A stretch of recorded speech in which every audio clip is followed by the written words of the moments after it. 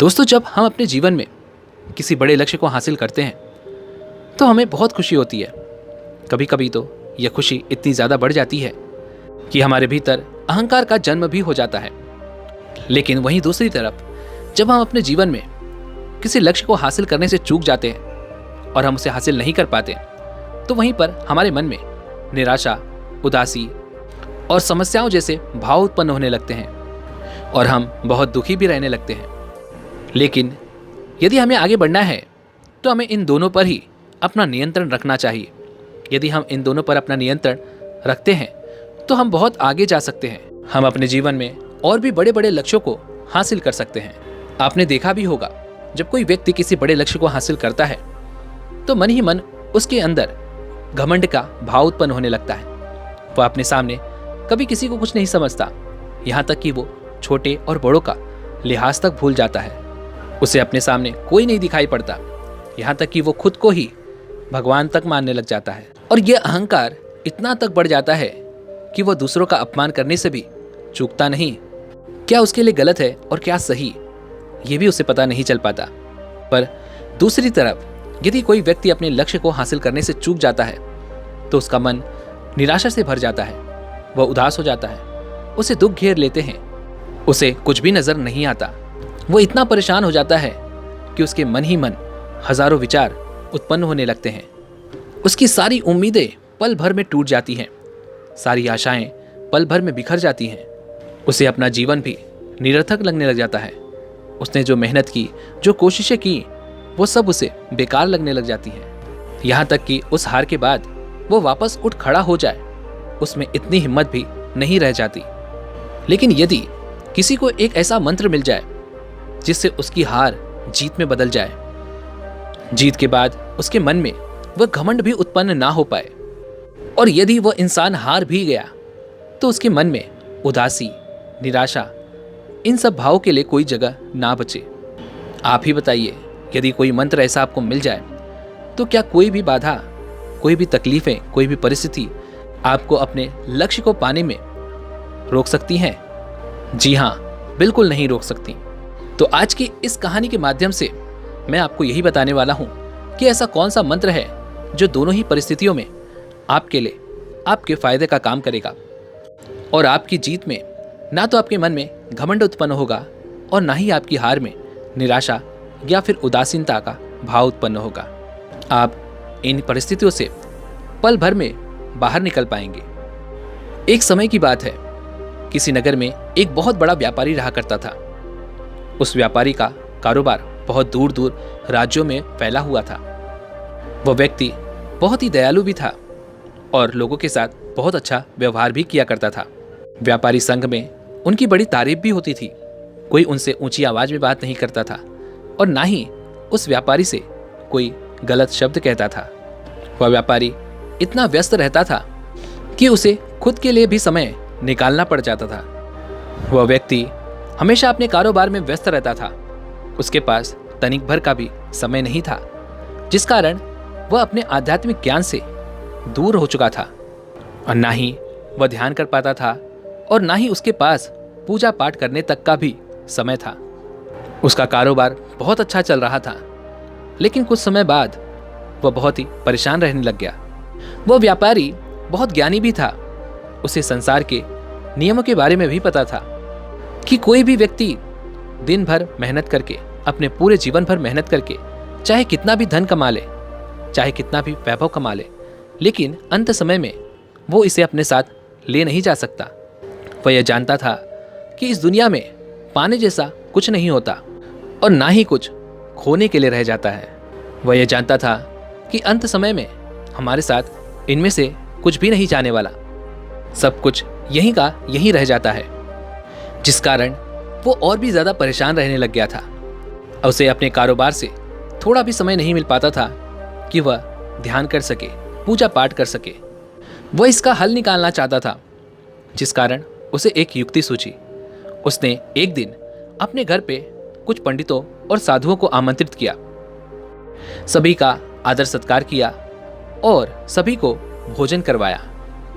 भोजन करवाने के बाद उस व्यापारी ने उन साधु संतों से एक निवेदन किया और कहा कि हे साधु संतो, मेरा व्यापार इतना फैला हुआ है कि मुझे थोड़ा सा भी समय नहीं मिल पाता। मैं अपने कामों में इतना व्यस्त रहता हूँ कि मैं अपने लिए भी समय नहीं निकाल पाता हूँ। मैंने काफ़ी बार कोशिश भी की है, लेकिन समय निकालना मेरे लिए बहुत मुश्किल हो जाता है। तो ऐसे में मेरे पास इतना समय नहीं है कि मैं बड़े बड़े शास्त्र पढ़ सकूं, ग्रंथों को पढ़ सकूं, उन शास्त्र और ग्रंथों के ज्ञान को अपने जीवन में उतार सकूं। तो मेरी आप लोगों से हाथ जोड़कर बस एक छोटी सी विनती है, क्या आप मुझे कोई ऐसा उपाय बता सकते हैं, कोई ऐसा मंत्र बता सकते हैं, सारे शास्त्रों और उन मोटे मोटे ग्रंथों का एक निष्कर्ष हो, जिससे मुझे उनका मूल पता चल सके और उस ज्ञान को मैं ग्रहण कर सकूं और अपने जीवन में उतार सकूं। आप में से जो कोई भी मुझे यह मूल मंत्र लाकर देगा, मैं उसे मुंह मांगी कीमत देने के लिए तैयार हूं। उस व्यापारी ने उन साधु संतों को 1 हफ्ते का समय दिया और कहा, इस 1 हफ्ते के बाद आप में से जो कोई भी मुझे वह मूल मंत्र देगा, मैं उसे वह हर चीज दूंगा जो वो चाहता है। साधु संतों ने उस व्यापारी की बात मान ली। वे सभी उन बड़े बड़े ग्रंथों को, शास्त्रों को लेकर बैठ गए और उनमें से कोई एक ऐसा मूल मंत्र निकालने की कोशिश करने लगे जिसमें उन मोटे मोटे ग्रंथों का, शास्त्रों का सार हो, जिसे केवल एक पंक्ति में समेटा जा सके। धीरे धीरे एक के बाद एक दिन बीतते चले गए और इस प्रकार 1 सप्ताह यूं ही बीत गया। वे सभी साधु संत वापस से उस व्यापारी के घर गए और उन्होंने व्यापारी से क्षमा मांगी और कहा, हमने सभी शास्त्रों को, सभी ग्रंथों को पढ़ा, उन्हें समझने की कोशिश की और उनका सार निकालने की कोशिश की ताकि वह एक पंक्ति में समेटा जा सके, लेकिन हम इसमें असफल रहे। हमें कोई भी ऐसा उपाय या फिर कोई भी ऐसा मंत्र नहीं मिला जिसे हम एक वाक्य में आपको बता सकें। और जरा आप ही सोचिए कि इतने मोटे मोटे ग्रंथों को, इतने बड़े बड़े शास्त्रों को एक वाक्य में भला कैसे समेटा जा सकता है। इस पर वह व्यापारी कहता है, हे साधु संतो, इसका कोई ना कोई उपाय अवश्य होगा और मैं इसका उपाय अवश्य ढूंढ कर रहूंगा। अगर आप लोग ये ना कर सकें तो इसमें कोई बुरी बात नहीं, आप लोग निराश ना हो, मैं इसका जवाब अवश्य ही ढूंढ लूंगा। वह इसका उपाय हर जगह पता करने लगता है और वह इस पर इनाम भी रखता है कि जो कोई भी मुझे इसका उपाय बताएगा, जो कोई भी मुझे वह मंत्र बताएगा, उसे मैं मुंह मांगी कीमत दूंगा। धीरे धीरे 1 महीने बीत चुके थे और अभी तक उसे वह मंत्र नहीं मिल पाया था। एक दिन वह व्यापार के सिलसिले में दूसरे व्यापारी से मिलता है। तभी वहां पर उसे यह पता चलता है कि तुम मगध राज्य की ओर जाओ। उस राज्य में एक साधु रहते हैं, उनके पास तुम्हारी समस्या का समाधान अवश्य मिल जाएगा। वह साधु बहुत ही महान थे, बहुत ही ज्ञानी थे। उनके पास जो कोई भी जाता था वह कभी खाली हाथ वापस नहीं आता था। जो कोई भी अपनी समस्याएं लेकर वहां जाता, वह उसका निवारण लेकर ही वहां से आया करता था। उस दूसरे व्यापारी की बात सुनकर वह सेठ अगले ही दिन मगध राज्य के लिए निकल पड़ा। काफी दूर सफर करने के बाद आखिरकार वह मगध राज्य में पहुंच जाता है और वह तुरंत ही उन साधु के पास आश्रम में जाता है। वहां पर वह व्यापारी देखता है कि वह साधु एक बड़े से वृक्ष के नीचे ध्यान में बैठे हुए हैं। वह उनके सामने जाकर खड़ा हो जाता है और उनके ध्यान से बाहर आने का इंतजार करने लगता है। जैसे ही वह साधु अपनी आंखें खोलते हैं, ध्यान से बाहर आते हैं, तो वह देखते हैं कि एक व्यापारी उनके सामने हाथ जोड़कर खड़ा है। वह साधु व्यापारी से पूछते हैं कि बताओ तुम्हें क्या समस्या है। इस पर वह व्यापारी अपनी सारी समस्याएं उन्हें सुना देता है। तभी वह साधु कहते हैं कि व्यापारी, तुम्हारी सोच बहुत अच्छी है, लेकिन आज तक मैंने इसके बारे में कभी नहीं सोचा और ना ही ऐसा कोई मंत्र है जिसके अंदर सारे ग्रंथों का, सारे शास्त्रों का सार हो। तभी वह सेठ उन साधु के चरणों में गिर जाता है और उनसे विनती करने लगता है कि हे गुरुवर, इसका कुछ न कुछ उपाय तो अवश्य होगा। मैंने आपके बारे में बहुत सुना है, लोग आपकी प्रशंसा करते हैं कि जो कोई भी यहाँ पर अपनी समस्या लेकर आता है वो यहाँ से उसका निवारण लेकर ही जाता है। कोई भी यहाँ से निराश नहीं गया, मैं भी यहाँ से निराश नहीं जाना चाहता। यह देख वह साधु उस व्यापारी से कहते हैं कि मुझे मेरे गुरुवर ने एक ताबीज दी थी और कहा था कि इस ताबीज को खोलने पर तुम्हें 2 पर्चियां मिलेंगी, एक हरे और एक लाल रंग की। और जब भी तुम्हें लगे कि तुम बहुत बड़ी मुसीबत में हो, तब तुम उस हरे रंग की पर्ची को खोलना, उसमें लिखे हुए मंत्र को पढ़ना और उसे समझने की कोशिश करना, जो तुम्हें हर परिस्थितियों से बाहर निकाल देगा। और जब तुम्हें ऐसा लगने लगे कि अब मैंने बहुत धन कमा लिया है, मेरे पास वो सारी सुख सुविधाएं हैं, अब मुझे और धन कमाने की कोई ज़रूरत नहीं है, मैंने सब कुछ हासिल कर लिया है, जब तुम्हें लगने लगे कि अब मुझे जीवन में कुछ भी और नहीं पाना है, तब तुम इस लाल रंग की पर्ची को खोलना। इतना कहते हुए वह साधु उस ताबीज को निकालकर उस व्यापारी को सौंप देते हैं और उससे कहते हैं कि यह ताबीज मेरे तो काम नहीं आई, क्योंकि मेरे जीवन में ऐसी कभी घटना हुई ही नहीं, लेकिन हो सकता है कि तुम्हें इसकी जरूरत पड़ जाए और बहुत जल्द तुम्हें इसकी जरूरत भी पड़ने वाली है। साधु से ये सारी बातें सुन वह व्यापारी उस ताबीज को ले लेता है और अपने गले में पहन लेता है और उन्हें प्रणाम करके वह वापस अपने घर की ओर चल पड़ता है। धीरे धीरे समय बीतता गया। काफी दिन बीत चुके थे, महीने बीत चुके थे और फिर धीरे धीरे साल भी बीत गया। उसके जीवन में सब कुछ अच्छा चल रहा था। कभी कभी उसके सामने कोई छोटी मोटी तकलीफें आ जाती थी, कोई छोटी मोटी समस्याएं आ जाती थी, जिसका हल वह चुटकियों में निकाल ले जाता था। कभी कभी व्यापार में उसे थोड़ा मोड़ा घाटा भी हो जाता था, लेकिन उससे कोई उसे तकलीफ नहीं होती थी। धीरे धीरे ऐसे ही समय बीतता गया। जो भी परेशानियां उसके सामने आती तो उसे अपने गले में पहनी हुई उस ताबीज की याद जरूर आती, लेकिन उसे साधु ने कहा था कि जब बहुत ज़्यादा ज़रूरत हो, जब तुम्हें लगने लगे कि तुम्हारे पास और कोई रास्ता नहीं है, तभी इस ताबीज को खोलना और इसके हरे रंग वाली पर्ची को पढ़ना। लेकिन उससे पहले यदि तुमने इसे खोला तो इसमें लिखा हुआ मंत्र तुम्हारे लिए काम नहीं करेगा। यह सोचकर वह उस ताबीज को इस्तेमाल नहीं करता और अपने व्यापार के अनुभव का इस्तेमाल करके उन समस्याओं को हल कर लेता था। धीरे धीरे यूं ही समय बीतता गया, लेकिन समय बदलते देर नहीं लगती। जिस प्रकार उजाले के बाद अंधेरा आता है, अच्छे समय के बाद बुरा समय भी आता है, उसी प्रकार अच्छी परिस्थितियों के बाद बुरी परिस्थितियां भी आती हैं। और एक समय ऐसा आया जब उस व्यापारी को अपने व्यापार में बहुत बड़ा घाटा होने लग गया। उसका पूरा का पूरा व्यापार धीरे धीरे चौपट हो गया। वह सड़कों पर आ गया। उसने जो कुछ भी कमाया था, उसके पास जो कुछ भी था, वह सब अब खत्म हो चुका था। उसके पास अब खोने के लिए कुछ नहीं बचा था। ले दे के उसके पास बस अपना एक घर बचा हुआ था। जैसे ही वह अपने घर की ओर जा रहा था, तभी उसने देखा कि उसके घर में आग लग चुकी है। बहुत कोशिशों के बाद भी वह आग बुझ नहीं पाई और उस आग ने उसका सब कुछ छीन लिया। यहाँ तक कि उसका पूरा परिवार भी उस आग में खत्म हो गया। वह व्यापारी अब पूरी तरह से बर्बाद हो चुका था। उसके पास अब कहने के लिए कुछ भी नहीं रह गया था। जो व्यापारी उसके संगी थे, उसके मित्र थे, जो उनसे मदद लिया करते थे, आज वो भी उसका साथ देने से मना कर रहे थे। वे लोग कहते थे कि इसका तो बुरा समय चल रहा है। वे सभी उस व्यापारी का साथ छोड़कर भागने लगे।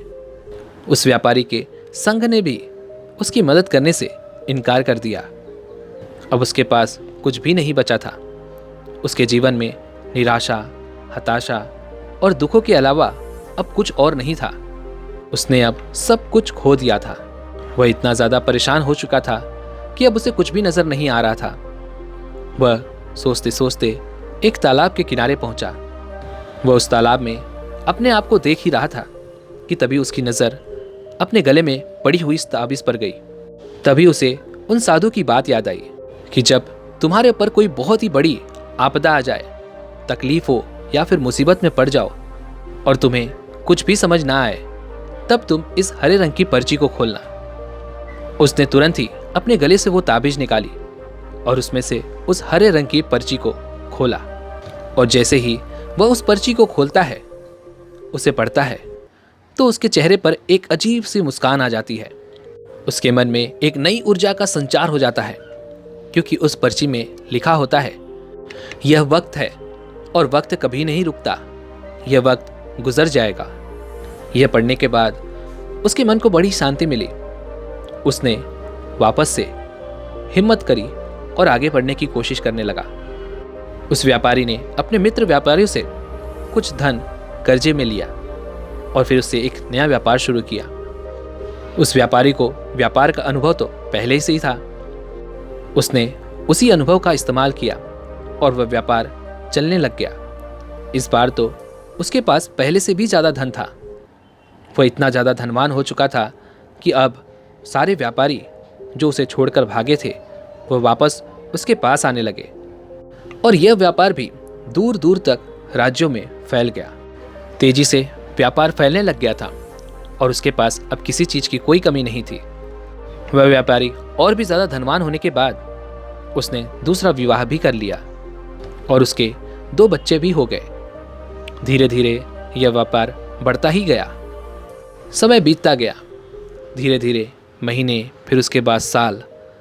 उसने धीरे धीरे सब कुछ हासिल कर लिया था और अब उसे कुछ और पाने की इच्छा भी नहीं थी, क्योंकि वह अब बूढ़ा हो चुका था और उसका जीवन में उसे जो कुछ भी पाना था वह उसने पा लिया था।